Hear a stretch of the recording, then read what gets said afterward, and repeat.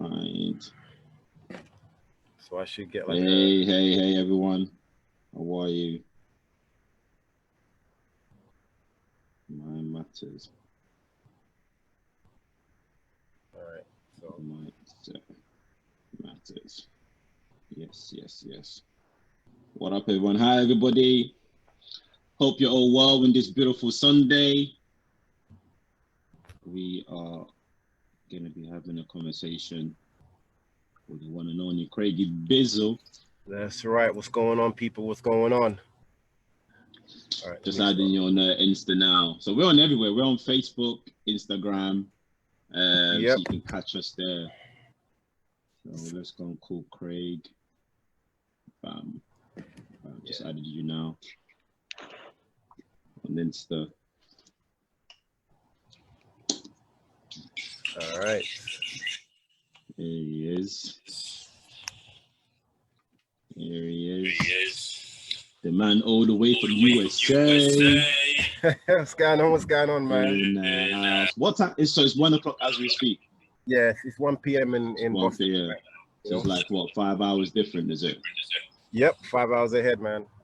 All right. How you been?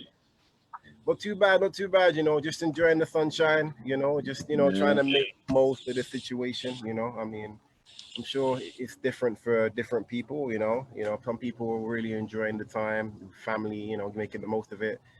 And some people are having a really tough time, you know, with like, you know, jobs, people that are business owners and, you know, so it depends, you know, so, but just trying to make the most of it, you know, I would say. How about yourself, man? Yeah, it's good. It's good. You know, we're now back into training. Obviously, we have the rules and relegation that we got to follow. You know, we got to make sure that it's small groups for now until we're told otherwise. But I'm happy to be back in training. Being able to do what we used to do before. It was different, you know, training by myself at home. But you know, there's nothing that comes close when you have partners. You know, you have opponents in front of you, then just kicking the bob, you know. It makes a lot of difference. Makes a lot of difference. Yeah. Makes a lot of difference. Yeah. So if you guys are just joining right now, whether it's on Facebook Live or whether it's on Facebook Live, whether it's on, you know, Instagram, this is like a new thing that me and Mahama Cho are starting. It's called Mindset Matters. We're talking about, you know, things, you know, in regards to mindset, resilience, you know, the mindset of an athlete, a performer, a high achiever, you know, so we're talking about those kind of things. So, you know, hopefully this might become a regular thing. So we're open to, like, you know, any of your questions, any topics you want to raise. We've got some topics we're going to talk about ourselves anyway. But, you know, meanwhile, midway through, if you have some questions, you know, just throwing them out, you know. So, I mean, some of us have got like a different following. So I'm sure on some of your following shows, some people might not know who I am, and I'm on my following. I know some people might not know who you are. That's so right. Just for the people that, you know, that might not know, just, you know, do you care to introduce yourself, the superstar Mahama Cho? Well, my name is Mahama Cho, full name Mahama Abdul Fattah Cho. Don't worry, that full name does fit in my passport if you are wondering. So yeah, I'm from London raised, but born in the Ivory Coast. Taekwondo was a family heritage that I learned. You know, my dad was a champion himself, and he passed it on to me. And hopefully, I will not be passing it on to my child because I don't want to be seeing him in the ring.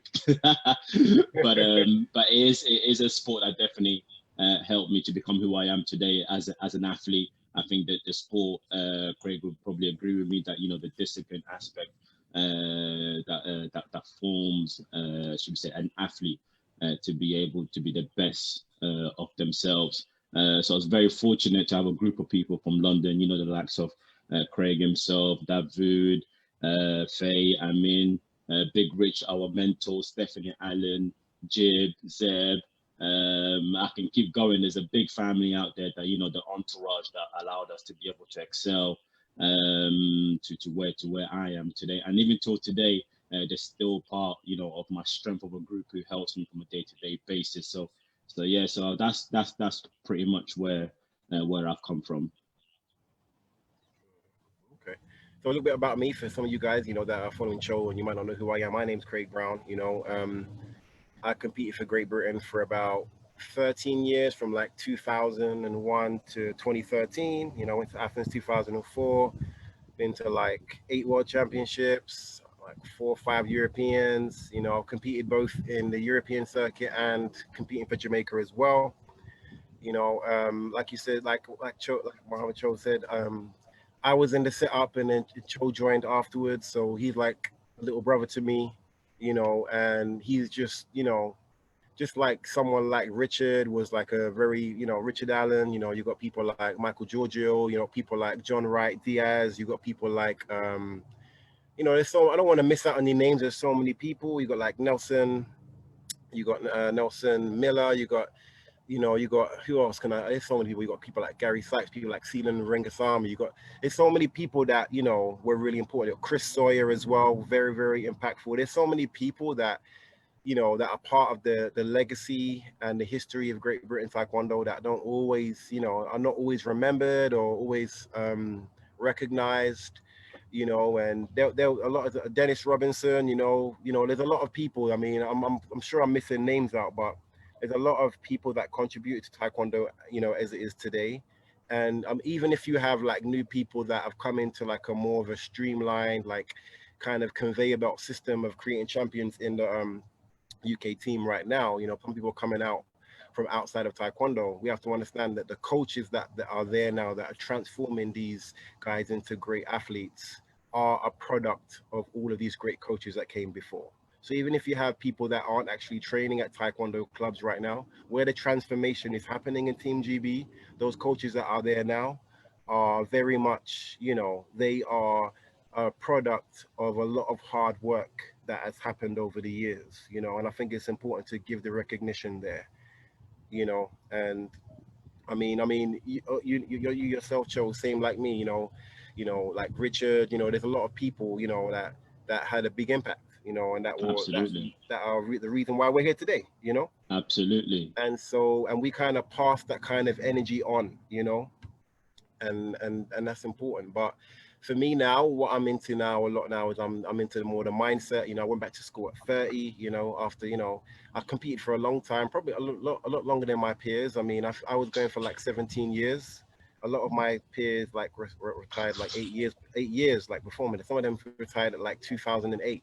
You know, and then 2016, I was still going for it. You know, so Yeah.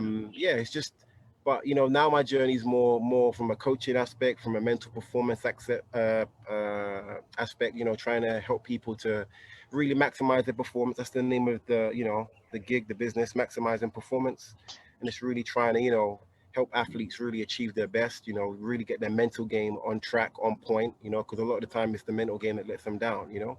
Yeah, absolutely. That's where I'm at right now. And there should be I mean, there'll be a link at the end if you're interested in, you know, doing some work in that area. You know, you can just holler, you can fill out a form, and you know, we can talk about, you know, how you can help you with that. But you know, really and truly, I mean, for me, I wanted to ask, I wanted you to tell me a little bit about your journey. You know, your journey. You know, because obviously your journey is not the most conventional. You know, I mean, Mm. obviously you can't. I mean, obviously you're not born here. You have a very unique, distinct culture. You know, you had your own route to where you are now. You know, so can you tell us a little bit about your journey for those that, you know, may be interested? Yeah, so yeah, as a, you know, as a baby, you know, raised and born in the Ivory Coast, West Africa, where the heat is always 30 to 40 degrees every single day. So yeah, the culture is completely different. You know, the you know, opportunities are not, you know, as flowing as we can say in Europe. So yeah, so my dad, as an athlete himself, you know, traveled to be able, you know, to look after us from a long distance. So he's always was traveling to be able to find opportunities for us while I was a youngster. And then yeah, as you know, going to school and stuff like that, I used to get in trouble quite a lot. You know, so these type of things was, you know, the attribute of my day-to-day lifestyle was more or less, should we say, surviving, if anything, from wherever it was. But yeah, so my dad did everything that he could to get me out of there to come to Europe and to have a better life. So from, yeah, so from, so since a young age, everything was not, you know, spoon fed. I had to really, you know, grasp every single thing. I had to really appreciate every little thing that was given to me. So coming to England was was a big shock factor for me, because coming from a country that's always hot, and I came here in February time when it was like, winter, cold, never experienced, the should we say the fridge condition of a weather. So yeah, so for me it was all new. It was amazing, to embrace that type of culture. And also, family was growing as well. So I was able, to meet different people with different background, different status. So I was always, in the mix of sport and of everything that I do when I came to England. And as we was progressing to the sport of Taekwondo, my dad didn't want to teach me at the beginning because going to school was almost like getting into fights constantly. And he thought for me, if he taught me Taekwondo, I was going to more or less use it at school. He was trying to keep me away more than anything else. But as time was going on, he kind of just introduced me to the discipline aspect first and foremost. How to control your self-esteem, how to diffuse problem, how to be able, to be in a circle of people, even if they think negative towards you, how to control and trigger that energy to turn into a positive energy. And this was the type of thing was teaching me along the way, how to respond to people, how to treat people in the right manner. And this was all in the space of what Taekwondo was about growing up. And that's what he taught me going in. And then he introduced me to the kicking aspect. We started coming to Flaxman, around here, that area that was training over there. Then that's when I met you for the first time. I think you was getting prepared for a European Championship. And I just remember coming into the gym and it's just full of people, all stages of colors, different color belts, all different, so different for different part of clubs. And I just remember you just doing this front leg, but at speed that I was thinking, nah, that's way too quick. Everything was just rapid that I saw. You can tell there's a different class within the room, when your aura was there. So I was a green belt at the time when I came in, and I was watching you train. And my dad was asking me, do you want to be as quick as him? Do you want to do as him? But I liked my dad. I said, I'm going to eventually be a heavyweight. So I don't know if I'm going to be as quick as him, but I can give it a good try. So yeah, you're quick, man. Well, that's thanks to the likes of you, watching you train, watching you compete. It made me become a better fighter, because as a heavyweight, we don't tend to want to be fast. We're just looking for those points, the bullet shots more than anything else. So in my mind frame, growing up as a Taekwondo athlete, I just wanted to be fast. I wanted to be quick. I wanted to do the likes of what, the -80, the 68s, what they do. That's what I wanted to do. So seeing the likes of you, David, the way you guys were training, it was just amazing. And then plus how the London team was as well, it was like a family. It was everybody, we had this system of every first month of a weekend, we get together to train, and then getting to know that group of people, meeting Master Richard for the first time at a young age. He just grasped me in, he took me in straight away, and he literally did not let go. Every single time there was something, he just called, where are you? I need you here, you need to be coming here, you need to be training here. He should just drag me left, right and center. And him and my father had a good bond together, where they used to communicate a lot, to make sure that I was always in that right path. And it was just a group of, a circle that was that we was training with constantly. And it kind of just opened a gate for me to get into the national team, shall we say, and it opened a gate path for me to be able to be in there. And when I came in, there was just another stardom. When I came in the gym, that time or the era of 2007 and 2008, I don't think people can understand the element of the training that was involved. Because when I came in, I was at club level. And seeing you, Sarah, David, Tiger Robinson, Tony Griezmann, I can mention loads of names, Romain Bailey. When I see the way you guys was training, I was thinking these guys are killing themselves. They're not almost. It's like the training was what they, was almost everything when they came in. The adrenaline, you can smell it when you come into the gym. Every single kick, every single effort was 110%. And and at the beginning it was hard. It was hard when I came in because I wasn't at that level yet. But I had to grasp, and I was getting inspired every single morning to come in, to absorb all, everything within that gym, to learn from you guys more than anything else, to step up that ladder slowly and slowly. But it got to a point where I was telling myself, I said, I can never be like these guys. You know, they had years of training, and I'm only just trying to get onto the ladder. Do you know what I mean? But I understood for me to get to where you guys was, I had to be in the gym constantly. I had to do the things you guys were doing. I had to stand in front of the people who were stronger, faster than me to be able to learn from those likes of people. It doesn't matter how many times I got kicked in the head. I was like, just gotta be there every day. And then as time goes on, I will get better as we go along. And that's what I learned from the group, shall we say, from you guys' era more than anything else. And that's the difference of, you know, of being a great athlete, those who wants to strive, and those who just want to plateau where they are. And that's one of the biggest factors. So coming into the academy was, you know, a life-changing experience for me. And I was really fortunate to be, you know, to learn from the likes of, you know, yourself, Sarah, David, very, very fortunate, you know, to learn from those type of people there, because even till today, that energy, that drive, that consistency of training is still within me, you know. And then now I can tell, because I'm now older, I got to pass that on. So whenever we come into the gym, got to always make sure the energy is 110% and the training is 110%, no less than that. And then yeah, and I think from that, it just let me, you know, be who I am as a character in the ring. So to just do whatever I feel. There was no limit to what I would be able to do, because I just grasp all that skills from early on to where I am today. And then yeah, the journey's still going, man. So yeah, most definitely, it's just even at the age that I am, I still think I'm learning, because the new generation are coming in and they're coming in with new stuff. And you know, I'm watching closely, I'm observing, you know, to always trying to find new ways of how I can develop as a person, because I think learning never stops. Wow.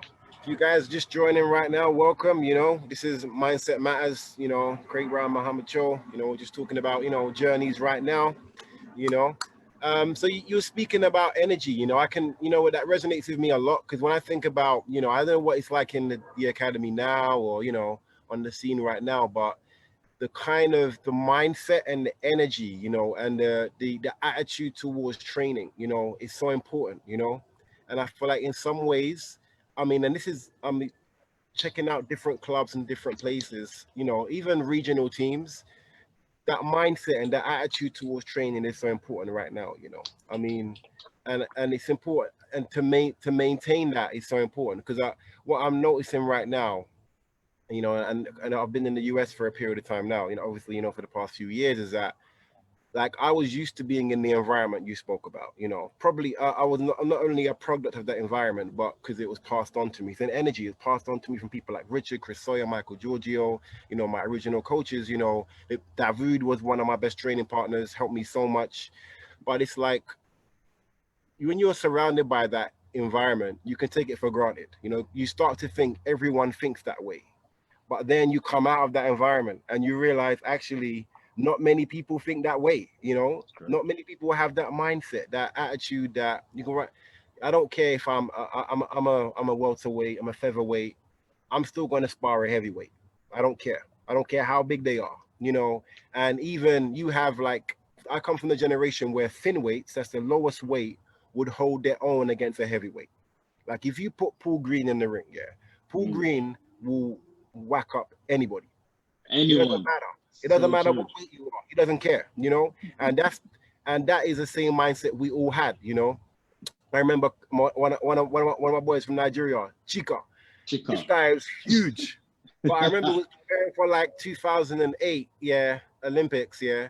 And me and him would just be going at it. It doesn't matter that he's like 2, 3 foot taller than me and like I don't a think meter people wider understand than how me. big Chica is, you know. Doesn't If matter. you think Yeah, I'm big, yeah, Chica is massive. Yeah, he's exactly. a Yeah. big guy. And we'll be going at it, you know, and it'll be good. Even yeah, so it's like, and I think that mindset, you know, that kind of survival mindset is important as well, because when you're training, okay, obviously this guy is big, but at the same time, the same way you try and survive in the ring, you have to survive in training. So okay, I know there's not a referee here now, so maybe I'm gonna hold him a little bit. You know, why I'm sparring. Maybe I'm gonna survive. I'm fighting a big dude, man. If he catches me, what's gonna happen? You know what I mean? So it's like, Yeah. but you still hold your own. And the same way, you know, someone that was good at that was Ramos. Ramos was a Mm. guy, yeah, wicked coach, so clever. This guy was like an actor and a player, a fighter in one.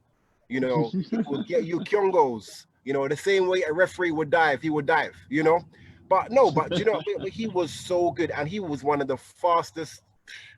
Listen, his front leg, yeah. Once he shoots that front leg, you're not getting out of the way of that front leg. You're not getting out of the way of that front leg. You know, I don't care who you are. Once he shoots that front leg, you're just gonna stay hit. Do you know what I mean? Yeah, that's So I true. just and when you and I'm glad because you have your own unique character. There was and you still have that, and I say keep that because back in the day there was a lot more characters, a lot more Mm, people that were individual, unique, competed their own way. You know, when I think about someone like David Thompson, you know, he mm, was a character. You know, he mm, was very crafty. Richard used the term crafty. You know, mm. like he would do something like bend down to hold his shin guard, you know, and then someone thinks they can go and kick him, hit them with one clean back kick, boom, Actually, you know. They don't make that mistake again, you know. Make that mistake again, you know. But it's like that crafty sneakiness, that way of, you know, getting the advantage, you know, taking the initiative. Because a big just part of not taekwondo is to being first. not to cut you off there, Craig. Yeah, But yeah, talking about yeah. being crafty is like you know what's crazy because I'm probably going to be telling one of us one of the things that we did before, but that was just between me and the coach. I think it was one of the tournament. I was fighting against a heavyweight, obviously, and his cardio was at another level. When I mean his cardio was Mm-hmm. another level, his cardio was another level to the point where I never met a heavyweight that can just keep going. You know what I mean? Hey, Russell, Hey guys. um, and he just kept coming from round one. I never see a heavyweight. As soon as it's go ding ding, my man's gone. He's like on you. He's not allowing you to breathe. Every single time when the ref says go, he's just back on you, back on you, back on you. And I was thinking, how am I gonna be able to manage this guy? So I said, if I go toe to toe with him, I know I'm gonna get tired, and he's gonna take full advantage because his cardio is I think his cardio at the time was better than mine. But I said, but in my mind frame, I was thinking, I'm not gonna have that. I said, I'm not gonna have someone trying to outpass me cardio wise. I said, I train way too much for this. I'm definitely gonna give it back. And it came to round one, and he was winning by like I'm talking maybe 7, 8 points. And that's a big gap between you and that person. So I was Yeah. sitting down, and then Master Steve just goes to me. He said, "You need to keep him at bay. You need to keep him at bay." And he knew that I was tired. He knew I was tired. And Listen, straight Steve's away, clever, what did man. he? Steve's You know, clever. he knew I was tired. So what did Steve say? Steve said to me, he said, "What are you gonna do?" He said, "You're gonna leave your head guard here and just walk into the ring like if you forgot." So not only did I have that 1 minute, but he told me just like if you forgot, go into the ring, and then when you get into the wrestling, go get a head guard. That's give me an extra couple of more seconds to go and get a head Mm-hmm. guard, fixes it up so I can get my breather Mm-hmm. back. Do you know what I mean? It was just them little type of details that kind of changed Yeah. the element of the fight, allowed me to be able to recover. And then when I went in back into the ring, even though what I didn't realize was the fact that he did that on purpose in the first round to get me out of breath so he can come out in the second round. But Yeah. what Stephen was allowing me to recover so I can match him. So when Yeah. it came to Yeah. the second and third round, he started Mm-hmm. dipping with his energy level. Yeah. And I'm just like, right, I'm feeling great now. Let's Mm-hmm. pull it on him.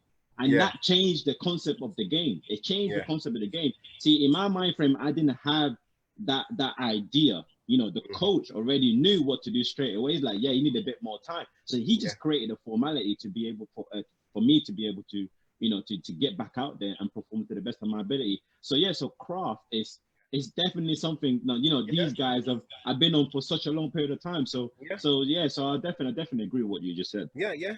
And you know what? That's good coaching because, and that's knowing your player because, and this is what I'm finding a lot as well. People try to intellectualize Taekwondo sometimes too much. You know, like, oh, like a back kick is a counter for a front leg or, you know, that kind of a thing. But it's like, if you don't always need to go to that level, you know, if he knows that Steve knows that it's not an issue with you being able to match him for skills. He just Mm, knows that the cardio is the issue and you need a rest. So if Steve wanted to, he could put on the technical hat and say, okay, this is a strategy you need to use technically. But because he knows that's not the issue right now, the issue is that you need time to recover. You know, it's not a technical thing, because if you both were on the same cardio level, you wouldn't have a problem. So it's not technical right now in the sense of, oh, right, you just kicked for that kick or whatever. And it takes a good coach and a good mind to know that.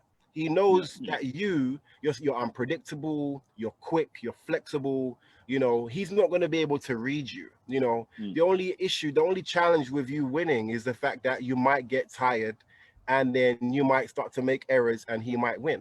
So that's a good call. That's a very good call. And sometimes we've got to take ourselves out of, okay, two plus two equals one, whatever, you know, 2 + 1 = 3. You've got to take our mind out of this kind of technique, kind of a strategy thing, and think, okay, what's the bigger picture here? How am I going to get my fight to win this? And even for you, if even if you're doing some independent thinking mid-round, you don't have time to speak to Steve or your coach, and you have to figure out what you're going to do. You have to really be able to read the game really quick, instantly, because it's like a instant reaction. You know what I mean? You don't have time to think sometimes in that level, but so sometimes it doesn't have to be that complex. Sometimes people overcomplicate the game way too much. You know, do you know what I mean? And I totally agree. It doesn't need to be that complex, man. All it needed to do was, you know, have time to get your breath back and get your composure, and then whack him up. And that's all it takes sometimes, you know. We can get technical if we want to, and trust me, we can. But it doesn't call for this right now, you know. And I totally that's agree. great. That's great. I totally agree. I think sometimes you gotta almost have a natural element to everything that you do. You know, even I'm talking whether it's sport, whether it's working in private sectors or whatever, but it's having a natural aspect of whatever you do. Do you know what I mean? Not every single subject that you're going to be doing, or objective that you're going towards to, going to be perfect. There's going to be some bumps along the way, but the result can still be the same. Do you see what I'm saying? One thing that I learned, and that quote is still with me till today, that you told me before, was to always make sure that when you finish a job, tell yourself, did you give it everything? Because if you did, that's more than enough. Because if you didn't, that's where the problem lies. Do you know what I mean? Did you give it everything? And sometimes I think, I can sometimes believe that I probably didn't. You know what I mean? Sometimes I can believe that I probably didn't, because I come to terms with there's so much more that I could have done in different areas. But that's the afterthought. It's not during that period. Do you know what I mean? So now, as an athlete growing up, I got to understand that I've got to be as honest as possible in everything that I do.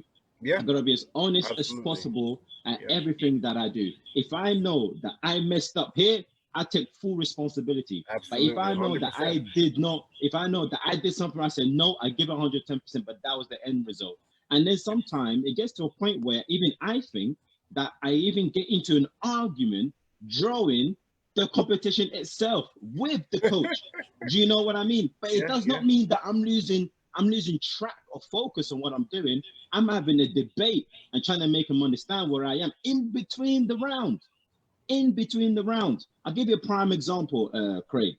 I was in the French Open. I'm in the ring with Master Nelson, and you'll probably be laughing at this if you're watching this. We're in the ring, we're fighting, and back then it was a system called the Adjust system that we used to use. You know, we used to wear the big socks, you know, to kick that body armor and stuff. And he was telling me, do the front leg to the body armor. So do the front leg to the body armor. That's what's effective for you at the time. I'm doing this front leg, blazing this body armor. It's not scoring. I'm keeping going and going. First round, I'm doing this. It's not scoring. I'm carrying on. It's not scoring. To the point now, I'm getting frustrated. And he's just telling me to carry on. And when I come back and sit down, this is what I mean about being honest, not just allowing the coach to just say, do this, do that. And now I'm telling him how I'm feeling. You know, I'm giving my emotion towards him. He's telling me to go back out there, do the front leg. And I told him, I said, the front leg's not working. We're having an argument midway through a fight. That's not natural. But for me to allow myself to go back there with a clear conscience, I need to be absolutely honest towards him before I go back out there. Because if I'm not, if I come back, I'm going to say I wasn't honest enough, and that's my fault. So I don't want that on my hand. Do you know what I mean? So I told him, I said, it's not working. It's not working. Don't tell me to do it again. It's not working. And he kept telling me, go back out there and do it again. And what happened? When I came out in the second round, I went back. And as soon as the fight started again, I started doing the front leg again, and it started scoring. 1 scored, 2 scored, 3 scored, 4 scored. And then when I knew that when I was going to come out of the second round to come and sit down to chat to him, I know straight away what he's going to say. Yeah. I know that he's going to go, I know he's going to say to me, what? So now what about that front leg? How's that doing now? Because exactly, I know that's what he's going to say. Do you know what I mean? But then again, it was about being honest in the chair, being honest in that objective that we had together to make sure that we understand each other fully going forward. Because if I didn't, then really and truly, I would be distraught. Do you know what I mean? I probably would start pointing fingers, which I hate doing. You know what I mean? So I think you got to be honest in everything that you do. And I think that quote that you told me is something that, I live for. Got to be honest in everything you do. Yeah. There's satisfaction in knowing you did your best. There's satisfaction in knowing, if you take it with humility, there's satisfaction with knowing I put it all on the mat today, I did everything and you know what, it can give you a bit of peace, because sometimes when we're getting ready for a competition, sometimes we can think, oh, did I do enough? Oh, have I trained hard enough? And sometimes you might feel tired from dehydration or from the workload, and you might have a day when you're not feeling 100%, and maybe you conceded a few points, you got kicked in the face or whatever in training. And I mean, our emotions can be like a roller coaster sometimes if we follow our results or our, in competition or training. If our mood is connected to our results, it is going to be a roller coaster for sure. But there's satisfaction in giving 100% and knowing you gave your best, and that sportsmanship. But to be honest with you, even though the front leg worked in the end, I agree with you that the conversation needed to happen. Because otherwise, if you didn't speak it out, you'd go back conflicted, and in your mind, you're like, I've tried it, it hasn't worked. And you don't need to go back into the ring the next round conflicted. You need to communicate, you need to be on the same page. So even though the front leg worked, it's great that you have I saw one of the comments saying about you having an asking approach. That's fine. But your coach knows you, and you're in the heat of the moment, and nothing is personal in that point there. Nothing is personal, and sometimes people are, some people are really concerned that tone and the way people talk, and they get concerned. John Wright used to tell me so harsh how it was, right after I qualified for 2004 Olympics, I went to a tournament the next month. I was tired. I just qualified for Athens 2004, and I fought against Christophe Negrel from France. Yeah.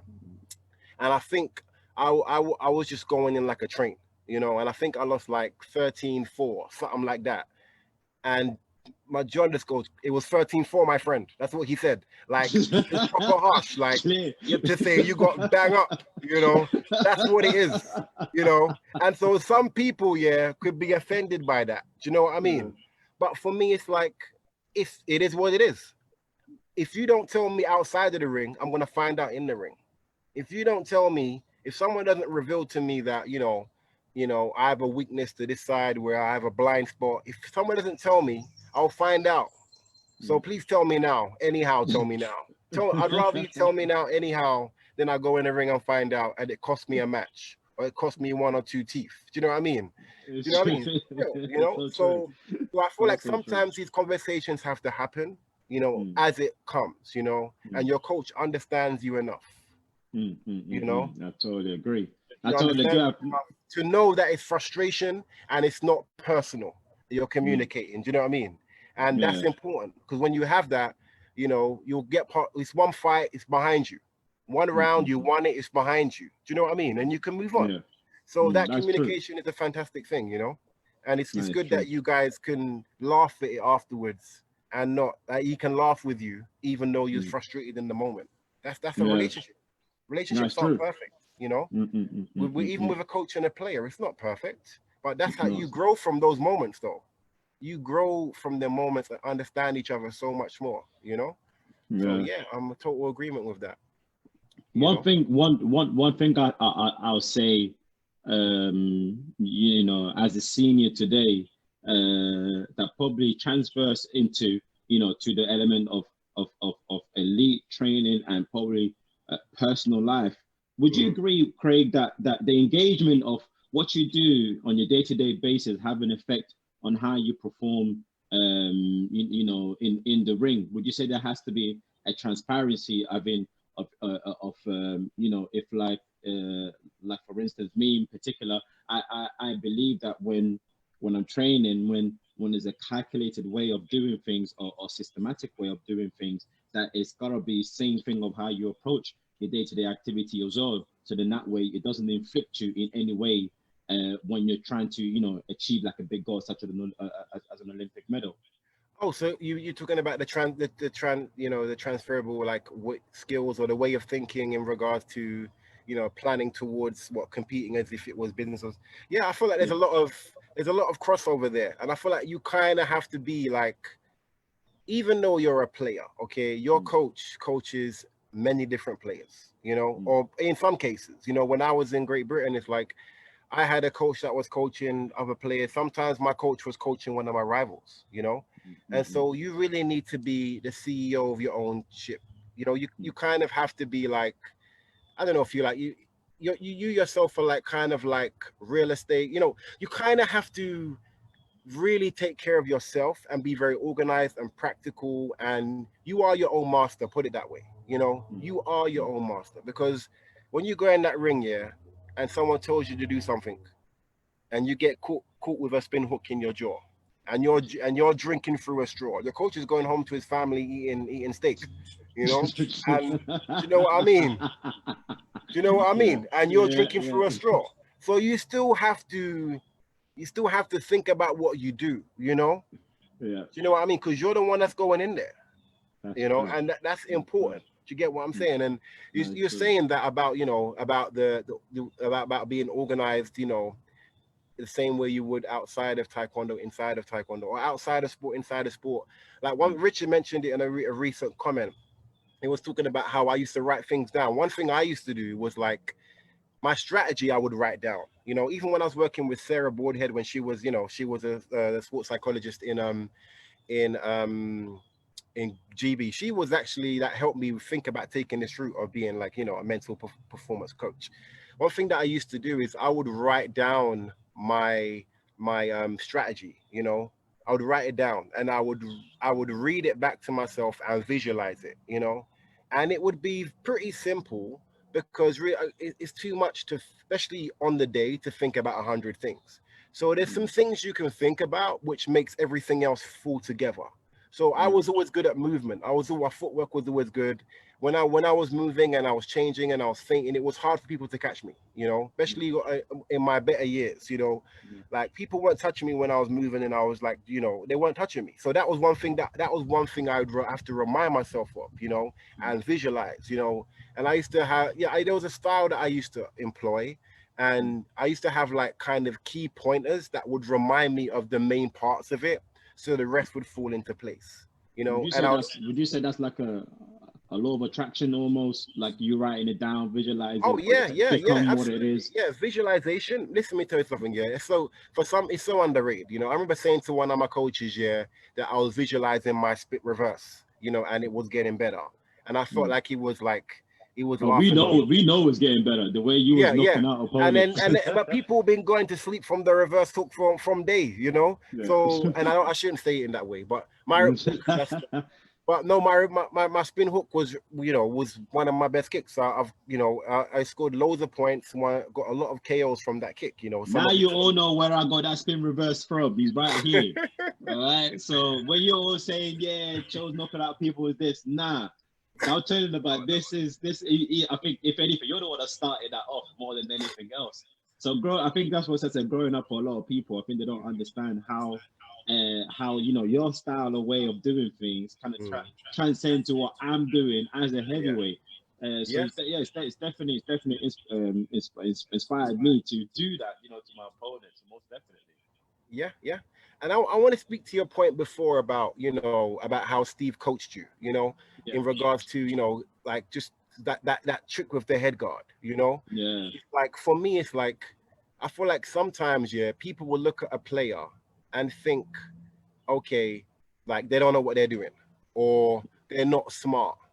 mm, But don't tell me they're not smart. What? Because they don't articulate things like you do. No. Mm. I mean, they know, they understand it well enough and probably can tell you it, you know. Yeah. So I think about a lot of players here that are so like, when I think, because you're a reaction fighter, sometimes they think that you're not a smart fighter because you, most of it, you're using your reactions and your skills. Do you know what I mean? So Yeah, they'll yeah, think, oh, yeah. he's not smart, he doesn't know what he's doing. That's Mm, nonsense. mm, So mm, mm, some of the mm, best players in the world that are actually reaction fighters actually are very smart. mm, Do you know what mm, I mm, mean? mm, But they just don't communicate the way you do. They know mm. how to win. They know how to solve a situation. They know how to go into a situation and win and Yeah. succeed. Just Mm, because they don't articulate it in intellectual terms doesn't mean they're not smart and they're not a great fighter. There's some world champions, you know, but yet they're reaction fighters. You know, their yeah. speed, their dynamic, their, you don't know what they're gonna do. Just because Mm, they're unpredictable does not mean they're not good, they're not clever. And that's a yeah. fallacy. And I've even over here, I've heard coaches intellectualize things so much. But yet, if you look at their club's not doing nothing. If you look at Yeah. their players, they haven't got they haven't got the most important thing, which is mindset. You Mm, know, if they amen. go in the ring and they get hit hard, they give up. When Mm, I saw mm, that, I was like, oh my God, you know, you're mm, just wasting your time from to begin with. Because yeah. if you ain't ready to get dirty, if you ain't Mm, ready to get tough and mm, fight, if you ain't mm, ready to fight, mm, then you might as well stay home. You might don't go to international competition if you ain't ready. If someone gets physical, because you know when you're like sparring, if someone hits yeah. you hard once, it's not like sparring anymore. Do you No, know it's what I not. mean? It's full on. No, it's You not. know. It's not like sparring anymore. If No, you're it's like not. That. sparring, you're tapping each other. Someone gives you one kick to the body, you know, like or one kick to the face. It's Yeah. not like Yeah. sparring anymore. It's not like It's sparring not. anymore. It's No. not. It's not at Do you know all. what I mean? So, and if you aren't ready, if you aren't ready to go to that point, then I feel like you're wasting your time. You know, if you I can't, totally agree. yeah, you know, and I that's totally agree. yeah, absolutely. I You think see that lots of concept. I think over the course of generation, I don't want to use the phrase, you know, getting soft, but I think our generation today are spoon fed to the point where you know they rely on that spoon fed to get them through. You know what I yeah, mean? No, there's hmm no real, you know, there's no real ownership. You know, as you say, being the ownership of them, being the ownership of your own company, your own, you know, your own pathway. I think there's not that today because everything's kind of given, you know, to these to the youngsters. You know, some yeah, of them just want to get to a destination of wearing a t-shirt. yeah, Some of them, you tracksuit, know, some of them just want to get there to say, I now made it, you know, but not thinking of, you know, what is the objective. You know, when I came into the academy, it wasn't just to be in the academy. You know, it was for me. It was like I have to represent.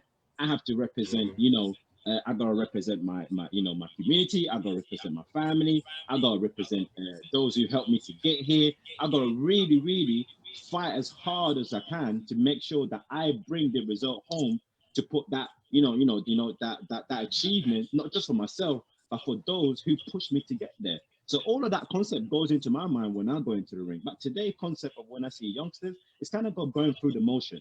Do you know what I mean? Like get given an opportunity and they sit on it more yeah, than anything else, rather than trying to excel, taking advantage of being in a domain of where you know of greatness that you want to become more greater than than the greatest people in that community. And I think yeah, that's what's different between you know the now and you know and then and it's kind of like now when I get introduced to a new youngster, sometimes I feel like I gotta filter my words, you know, to almost trying to cushion them, to trying to yes, elevate them, and I hate filtering my words. I don't like, you know, to trying to say, oh, don't worry, it's gonna be okay, you're gonna get better. No, toughen up. yeah, You know what I mean? yeah, Get going. yeah, You yeah, get hit, get back up. Do you yeah. know what I mean? You know, It's there's this concept of cycle of we gotta follow the you know the rules and relegation. I'm the person that break rules because reason being I'm breaking rules for simply because I want to see where I can take myself. If I'm gonna be staying on the limit every single time, and the doctor told me now you can't go that far beyond because your toes not gonna allow you, I'm going to say, right, I'm going to see how far my toe is going to take me to that, to see what I can go with it.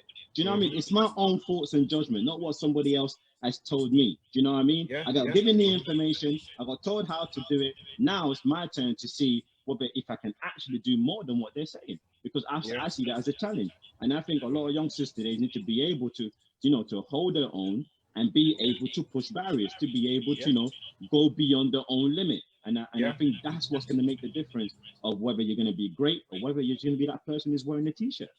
Yeah, it's true. It's true. Guys, if you got any questions, throw them out there. If anything you want to ask, there was one coach. One question. I don't really understand it. I think it was from Aceda 72. I see. Yes, that's I see the Denmark heavyweight. Oh, okay. I remember him. Heavyweight. Yeah. Okay. He said, "What about trust?" He says, "What about trust? Your coach who think if they had another, what if your coach has a different agenda? How can you trust your coach if he has a different agenda?" So I don't know if I'm understanding that right, but it can be. I mean, and it might go back to when, you have a coach that coaches several different people in the same weight category. Do you know what I mean? Which can be a challenge, and it happens in the big academies, And that's why I say you need to be your own CEO. That's why I say you need to, you got to take care of yourself. You got to make sure, because unfortunately, coaches have favorites, or there might be someone for some kind of political reasons in the team. They want to push one player more than others. And that's why you really got to take care of yourself, and you have to know the selection policy. You have to know these things, because I'm not going to be controversial, but in the past, we have seen how people have done all the right things and they still don't get selected, like for Olympic teams, We've seen that, and it's happened in several countries, So that's why you really got to make sure that, and you have to have a good support system. The problem with sometimes with these central designated, training centers and national team academies is that people lose their support systems, they lose connection to their support systems back home. I mean, you're lucky because we ain't letting you go, so you don't have to worry. You don't have to worry about you having a support system outside. You got that, that, down to the bottom, down to whatever. But it's like some people don't have that. Some people lose those support systems, they get taken from their club. And obviously, I mean, I like to believe it's with the best intentions, to try and help them, this fight to be as good as they can. But if they're in an environment where it's very competitive and there's competition for places, that's the problem. So that's why I feel like you really need to make sure that, like Steph says, you got to educate yourself, you got to make sure that you look after number one, you got to make sure you're looking after number one, and you're making sure you're getting what you need from your coaches, from your physios, you have to be accountable for your body is like your business. Your body is your body has different components. Like a business has finance, it has marketing, it has this, that, and the other. You have your health, you have your nutrition, you have your fitness, you have your mental preparation. You have these different aspects that you have to be the manager of. You have these different resources, but while you're there, you are the manager of your physio. You got to tell them what injuries you have. You are the manager of your sports psychologist. These are the issues I'm challenging with. You have to have a relationship with your coach, that you can speak to them openly. It's really important, especially, and if you're going to find yourself in the same place, I don't know. Hopefully not now, because you've already qualified, but there will be times when there will be this kind of this stuff going on. And this is where your support system is really important. So if anyone in the academy is watching, they need to make sure they stay connected to their clubs and their coaches. I totally agree. I totally agree with what you just said, and something lying back to the question to if the coach has different agendas in regarding to be coaching a person in the same weight category as you.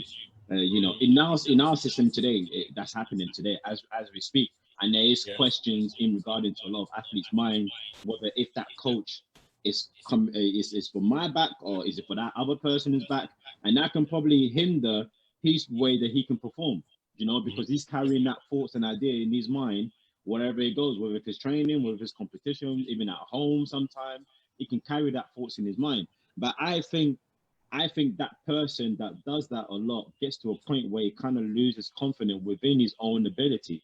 Reason being is just because if you are in a predicament where your coach has 2 - 80, and he's coaching them, both of them people, and he's the only coach, my importance is not him. My importance is me. What am I doing with my coach? How are me and my coach engaging to become the best that we can be? So when I step in the ring and when he gets in front of me, my only objective is to become that better athlete and beat him. Finish. That's it. That's all I gotta think about, and that's all I gotta focus on. The moment I start thinking about what is that coach saying to him, what is he doing with him, how is he applying himself with him, then you're losing focus of yourself and your own agenda, and that is where you lose track. That's where I lose track. And I think a lot of us need to become independent in the way that we think, in the aspect of where we want to go. It's almost like picking the right tool that you need, the right boat that you need to go and fix that job, and then you go on. Do you know what I mean? It's not about who used that tools, who's jumping on it as well. No, it's about what you need. So you got to bring your source into your corner and trying to create your own environment of what you need. And that's it. But I think a lot of the time as a human being, we get so clued up into the thought of we are going to focus on that other person. And the more focus and energy you bring into that, you're already tired as what it is before you even achieve your own objective, because you're already far away from the plan for yourself. And I think a lot of athletes are in that domain, whether it's Taekwondo, boxing, whatever. But I think a lot of athletes are thinking in that frame of mind where they need to just get that mindset away. And, that negative thought, that negative energy that's draining you on a day-to-day basis. I think that is just, it just kind of kills your vibe. It kills your way of thinking. It kills the way of living. It kills your, it kills everything within you, because you can't focus. You cannot. How can you focus when you're thinking about some next guy? He's not even worried about you. Yeah, he doesn't care about you. He's not. All they're thinking about is themselves. Do you know what I mean? So, he's at a barbecue, chilling while you're sitting at home thinking about him. Yeah, you know what I mean? Like, you know what I mean? So I think that way of thinking needs to be changed as an individual. I mean, you need to really just grab everything around you. That's what I said. I said for me, where I am today is a blessing. It's the blessing aspect that you got everything around you to be able to, to excel in anything that you do. You got coaches, you got physios, you got psychologists, you got doctors, you got performance directors, you got people who are booking your tickets to go there, then whatever you need to go. You got all of it around you. So from where I came from, to where I am today, when I say spoon fed, it's like I'm being spoon fed, but sometimes I gotta have to sometimes take that spoon out of my own mouth and be like, I want to do this by myself, just to remind me of where I come from, so I don't forget, of where I came from and now how I got here. Because I want to make sure that it stays as normal as possible, so I can be able to go in the ring and say that I did the work that needed to be done to perform. That's it. I think that is probably the most important way of thinking today. So if every day that I'm waking up and there's a thought in my mind about somebody else or somebody way of being, and I didn't give the time to myself to think about me or what I need, I think you are losing half of your energy already before you even get started. Yeah, I agree. Stephanie asked, do you think it's better for one coach to have one coach per athlete? What do you think about that? That's going to be a lot of coaches, no? Yeah, it would be. That's going to be. But then again, I think that system could work. Reason being, the reason why I said that, Russia are a prime example. Each athlete have their athlete that they use from their club level. If they are the elite player in that time, they have their own coach, and I've seen them bring their club coach along with them wherever they go. So they allow that and they provide for that. And maybe it might be a way of how they stay connected with their club system to be able, to support, the club levels, or to come through to the national team. In the aspect, it's a way, it can work, but then again, you imagine, we have, should we say, beyond 20 to 30 athletes in the gym, and having 20 to 30 athlete coaches, yeah, it's going to be a lot of political conversation going on. So I think the system can work if it's controlled in the right way. So I think it's just about the federation itself. However, I think it can still work even with the few coach that you have. I just think the athletes just need to have a different type of mindset, and when they're working with a coach who's working with somebody who's in the same weight category as you. That's it. Yeah. I mean, for me, Steph, I feel like it's tough. You know, I remember when I was competing, because I remember when I started competing with Great Britain, yeah. I mean, 2001 World Championships, Great Britain, apart from Sarah, was a buy. Do you know what I mean? They were looked upon as a buy. Like if you got Great Britain, you got a buy. You know, easy. You know, but now it's not like that. I remember when we qualified, me, Sarah B, Sarah Stevenson, Paul, we had one coach, one doctor, and one PD. We had 3 staff members and 4 players, and every single person qualified for the Olympics in 2004. You know, Wow. and I remember when we had one player in for each weight in the team, and because there was no pressure for places, the team spirit was ridiculous. You know, you could hear us over everybody cheering for each other. You know, but that's why I know what it looks like for a team to come from nothing. I know what is important when it comes to the success of a team. You know, that's why, because when you start seeing something come from Sarah Stevenson was the only one really, and probably David Thompson were the only people that were really looked at that could possibly get a medal at 2001 World Championships. Everyone else was just there. You know, that was the last time they sent everybody who won nationals to the World Championships. That was the last time. You know, after that they was very selective. You know, so but what I'm trying to say is that I feel like if you got so many people there, maybe if you had one coach work with different weight categories. So maybe you had one coach work with one heavyweight, one middleweight, one welterweight, one whatever, then maybe at least someone can trust their coach because they're like, okay, well, at least my coach is not working with somebody else. It makes it easier. I know what you're saying. What you're saying is ideal because you're taking control of it yourself. You can't control who your coach is working with. You can only control how you respond. And that's all we can ever really do in life. We can only really manage how we respond to things. We can influence things with, with the right attitude, but ultimately, it's basically how do we respond? And that your response is 100% right. It's like you have to think, okay, what do I need to do? If we wanted to help players that aren't at that maturity, I don't have that strong mindset yet, it's possible to have one coach that works with different weight categories, so at least they can trust their coach a bit more.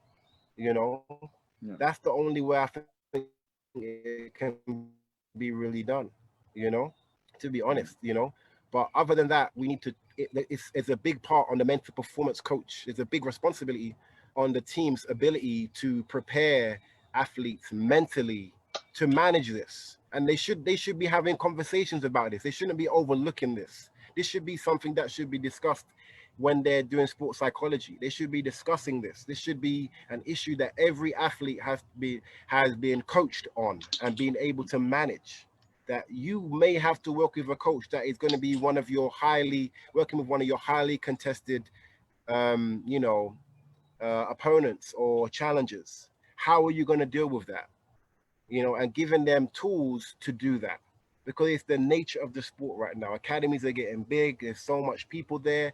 There's a benefit to having training partners, but there's the mental challenge of, having your competitors so close to you, you know, and I think that is really important about we mentally we need to do better as a sport mentally.